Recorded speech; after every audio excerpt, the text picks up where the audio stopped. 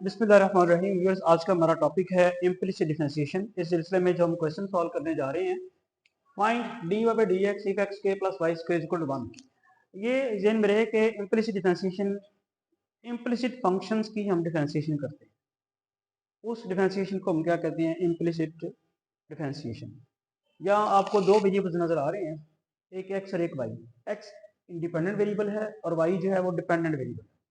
Dependent variable का derivative दिया जा रहा है with respect to independent variable. जब कोई डिपेंडेंट वेरिएबल और इंडिपेंडेंट वेरिएबल जो हैं वो मिक्स होके आ रहे हों तो फिर वो फंक्शन इम्प्लिसिट फॉर्म में होता है। जैसा कि आप ये देख रहे हैं कि यहाँ पे एक्स के plus Y square is equal to 1। हाँ, अलबत्ता अगर हम वाई एक लहदा इसको निकाल लें, वाई को इसमें से निकल सकती है वैसे, और बहुत सारे क्वेश्चन ऐसे होंगे जहाँ पे Y separate, dependent variable separate नहीं निकल सकता होगा, तो वो इम्प्लिसिट फॉर्म होती है और उसकी डिफरेंशिएशन करनी जो है वो क्या कहलाती है, इम्प्लिसिट डिफरेंशिएशन। तो इस वक्त वाई अलहदा निकलने के बावजूद हम इसी तरह करेंगे इम्प्लिसिट डिफरेंशिएशन। तो क्या करेंगे हम, X square plus Y square is equal to 1। जो आप लैंग्वेज लिखेंगे वो लिखेंगे differentiating both sides with respect to X. तो जब आप डेरिवेटिव लेते हैं इसका, X square plus Y square, और डेरिवेटिव आप कांस्टेंट का लेंगे 1 का। आपको फार्मूला याद है कि दो फंक्शंस के सम का डेरिवेटिव जो है वो उनके डेरिवेटिव्स के सम के बराबर होगा। तो हम क्या लिख देंगे, D over D X of X square plus D over D X of Y square. ये आप सबको पता है कि कांस्टेंट का डेरिवेटिव क्या होता है, जीरो। कांस्टेंट का डेरिवेटिव जीरो। इसका डेरिवेटिव कौन सा रूल लगेगा, पावर रूल लगेगा। याद है पावर रूल, एक्स रेस्ट पर एन का डेरिवेटिव क्या होता है, N, X raised to power N minus 1।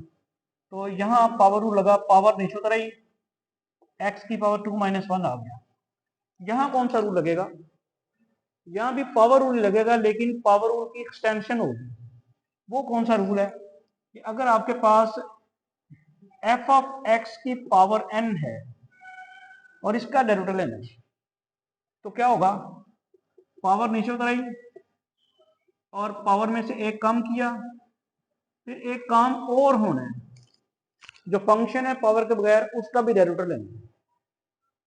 ये एक्सटेंडेड पावर रूल है। बेसिकली हमने यहाँ भी किया है, एक्स की पावर एन में एन नीचे उतार के उसमें से एक कम करके एक्स का दोबारा डेरिवेटिव लिया है। वो चूंकि 1 था इसलिए हमने लिखा नहीं। क्लियर हुई बात। एक्चुअली यहाँ भी यही किया है, एन नीचे उतरा एक्स की पावर एन माइनस 1, उसके बाद एक्स का डेरिवेटिव लिया और वो 1 था, वो लिखा नहीं। लेकिन फंक्शन अब इस वक्त y है, ज्यादा इसका डेरिवेटिव हमें लिखना पड़ेगा। तो एक्सटेंडेड पावर रूल, जैसे मैंने आपको बताया, पावर नीचे उतराई, y की पावर 2 माइनस 1, और फिर y का डेरिवेटिव लेंगे तो वो क्या आएगा, D Y by D X is equal to 0। यहाँ से आप 2 कॉमन निकाल सकते हैं, x की पावर 2 माइनस 1 एक्स आ जाएगा, y की पावर 2 माइनस 1 y आ जाएगा, साथ D Y by D X रहेगा इज इक्वल टू 0। 2 जब उधर जाएगा तो कैंसिल हो जाएगा, 0 ओवर 2 दैट विल बी 0। तो x प्लस Y D Y by D X is equal to 0। यहाँ से y D Y by D X is equal to minus X, और फिर D Y by D X की value आ गई minus x over Y. तो ये हमने इम्प्लिसिट डिफरेंशिएशन की वजह से इस क्वेश्चन का डेरिवेटिव फाइंड किया है, जो कुछ ने कहा था D Y by D X find करें।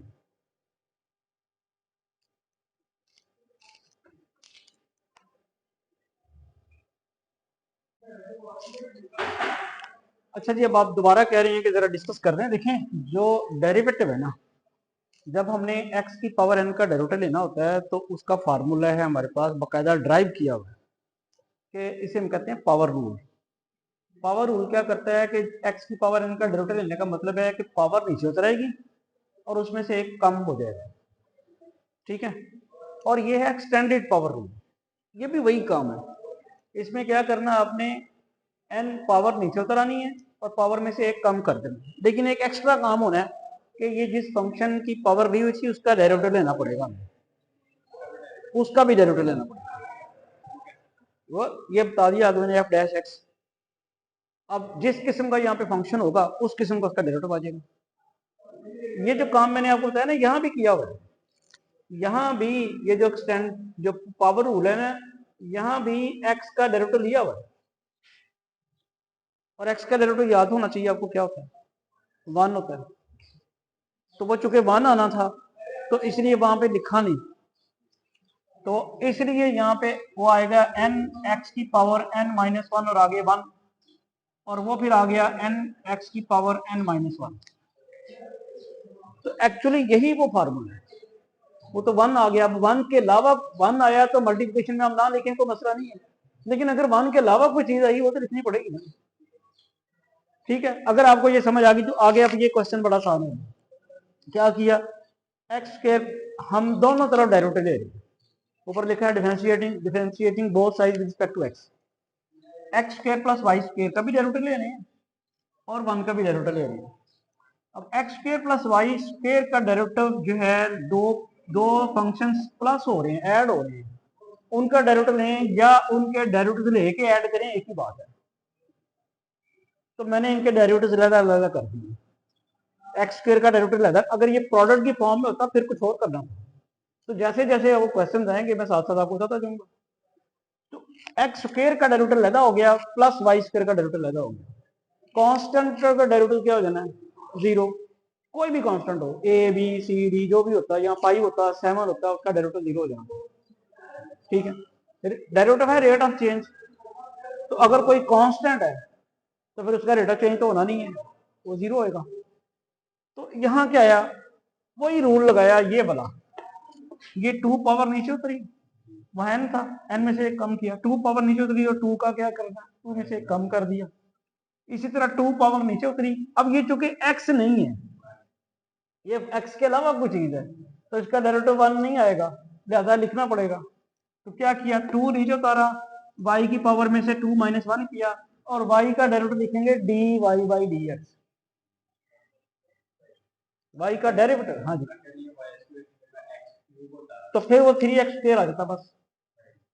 यानी अगर आपके पास ये जैसे आप कह रहे हैं कि x क्यूब होता, तो फिर तो सीधा सीधा वो आ जाता 3x स्क्वायर। वैसे यहां भी हमने ये लिखा हुआ है dx ओवर x, और dx ओवर x क्या हो जाएगा, वो 1 हो जाएगा।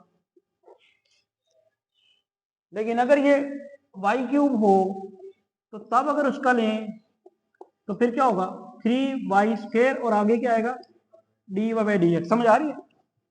अब चूंकि यहाँ पे जो वेरिएबल है जिसके रिस्पेक्ट इसका डेरिवेटिव ले रहे हैं वो और है, जिसका डेरिवेटिव ले रहे हैं वो और है, जिसके रिस्पेक्ट ले रहे हैं वो और है, इसलिए ये फॉर्म आएगी। वहां दोनों सेम है, जिसके रिस्पेक्ट ले रहे हैं और जिसका ले रहे हैं वो दोनों सेम होने की वजह से कट के क्या रह जाता है, 1। तो यहां ये बन गया आपके पास जी, ये डी बाई डी एक्स इस वजह से आया। उसके बाद इन दोनों में से 2 हमने कॉमन ले लिया, x की पावर 2 माइनस 1 एक्स आ गया, y की पावर 2 माइनस 1 वाई आ गया, और डी बाई डी एक्स तो साथ आना ही आना। फिर 2 तो जाके 0 पे डिवाइड करेंगे तो 0 हो जाएगा। फिर हमने ये वाला x जो है उठा के उधर लेके माइनस एक्स हो गया, बिकॉज हम तो जा रहे हैं D by D X find करने। तो D by D X find करने के लिए हमने x उधर ले गए, माइनस एक्स हो गया, डी बाई डी एक्स की वैल्यू आ गई माइनस एक्स और वाई। अब हो गया क्लियर।